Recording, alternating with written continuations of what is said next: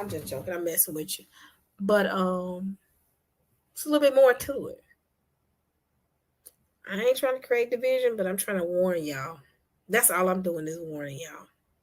That's all I've been doing 6, 7 years ago, warning y'all.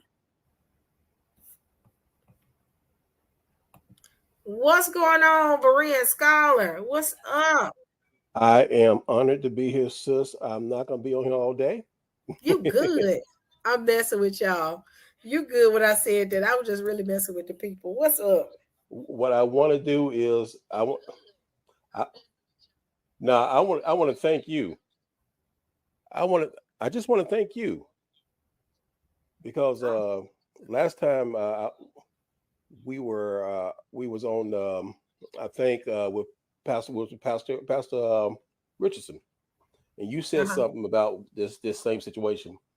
And when you came out and you really let everybody at the end how you felt about not honoring those who came before us. It's easy for us now to sit back and say, "Oh, they were part of this, and they had the Masonic thing." I grew up. I'm from Jackson, Mississippi. I grew up a block from Medgar Evers' house. Oh yeah, you Jackson, Mississippi. You about an hour and a half away from Memphis. Two hours. Yeah, Yep. yeah. Went to used to, man. I ain't gonna tell you what stuff I used to do in Memphis when I was in college. That's why I was that's why I had the life right. Anyway, uh, uh, I grew up in that area and I saw what these people did to try to lift up our people. And the organization they got involved with, yeah, they didn't know the depth behind those organizations, but they did know what they was putting their blood, sweat, and tears in. They wanted to get better from what they was giving us in the streets. My parents told me about that. School didn't tell me about that. My parents told me about that. Yep. And when you said what you said, I said, you know what? That's what we need to understand. Yes, they did some things and they was part of some organization, but you know what? I don't know. I know that they were called by the Most High to do what they Mhm. can to help us. That's all they had. Yep. That's all they had. They Yep. wouldn't. If you grew up in Jackson, Mississippi, you would know that there's nobody helping you to do anything, and there was a foot on your head everywhere you went. Ooh. Meg Harris lived on Guyan Street. It was now Margaret Walker Alexander Street. Used to be Guyan Street. His house right across the street from my best friend George Herman. It's George Herman's father was the first black pharmacist in Jackson, Mississippi. Those people, along with one of my best friends I played football with, who was um, I think he was a general in the post office who had to go to Greenville, Mississippi to get mail from the post office general there because they couldn't get it through Jackson because it was going through all Medgar Evers' mail and everybody who was part of that organization's mail trying to keep tabs on them. They met in the house of his grandmother and his churches around their area trying to do what they can do to further the progression of the black people in the neighborhood. Yep. Now here we are, we got it easy. It's easy for us to stand around and point fingers. Yep. Yep. The thing is, they don't understand.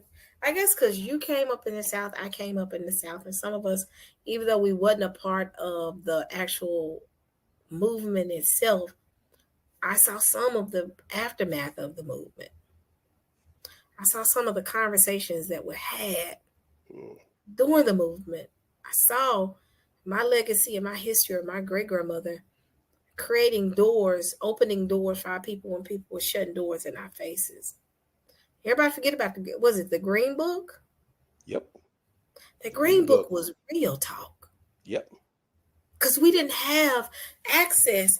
We were intelligent enough in the midst of the colonizer in their land to say, well, since you can't let us have what we want, we're going to create a network of our own. And we was a force to be reckoned with. That's why they said, let's Right. wait, hold on. They doing too much. Let's go ahead and kill it. Where because we were able to thrive. We didn't want to stay in their hotels. We had hotels. My grandmother had a rooming house, but she also treated it like a hotel. When they used to come to Memphis for Kojic. Anybody know anything Yeah. about Memphis? I, yep. come to Memphis for convocation. I Black grew up in people, Kojic. yes. So coming to Memphis doing convocation in Memphis, that you didn't have nowhere to stay. But guess what? Black people had a network to say, well, stay in the Lorraine Motel, go stay in this rooming house. She got a couple of rooms here.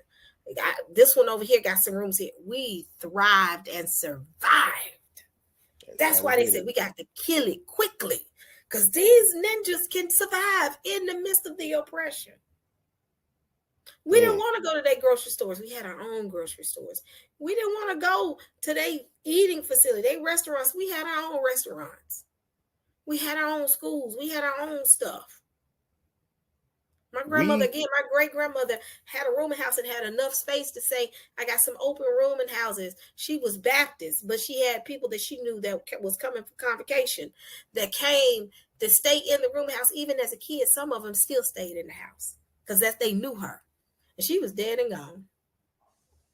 But you you're want so me to right. make it seem like we don't have legacy and we need another country to come save us? We've been No. saving ourselves for how long? We never needed Africa to save us. We not When even we asked for Africa to come save us. when we're We never going through asked. all that, sis, what you just said, when we're going through all that, like you said, no matter what you, the Green Book was started off. Started. I forgot the guy who started. I think it was it was in Tennessee, but Mm-hmm. it was for the whole South and for Yep. everybody in the United States. He networked all over, and no matter where you were or where you went, if your skin had melanin in, we nodded our head and we took care of you.